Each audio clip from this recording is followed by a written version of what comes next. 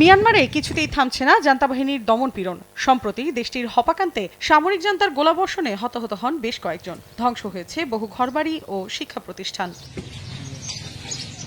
কারেনি রাজ্যে গত আগস্ট মাস জুড়ে জান্তার দমনপীড়নে ব্যাপক প্রাণহানি ঘটেছে। এদের ভেতর নারী ও শিশুর সংখ্যা উল্লেখযোগ্য।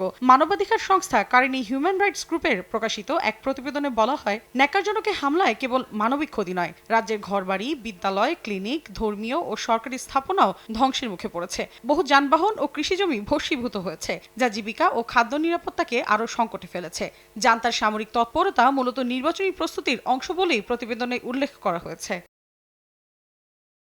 এদিকে মাত্র ৫ বছরে গণমাধ্যমের স্বাধীনতা নেমে এসেছে অর্ধ শতাব্দীর সর্বনিম্ন পর্যায়ে। স্টকহোম ভিত্তিক international institute for democracy and electoral assistance (IDE) এর সবশেষ রিপোর্টে উঠে এসেছে ভয়াবহ এই চিত্র। এতে বলা হয়, আফগানিস্তান, বুর্কিনা ফাসো আর মিয়ানমারের মতো দেশগুলো যেগুলো আগেই তলানিতে ছিল, তাদের পতন ঘটেছে আরও তীব্রভাবে। বিশেষজ্ঞরা বলছেন, গণতন্ত্র টিকিয়ে রাখতে হলে গণমাধ্যমকে বাঁচাতে হবে, কিন্তু ভয়াবহ এ ধসের পর গণমাধ্যম আবারও মুক্তি পাবে কিনা সে বিষয়ে আশঙ্কা সবার।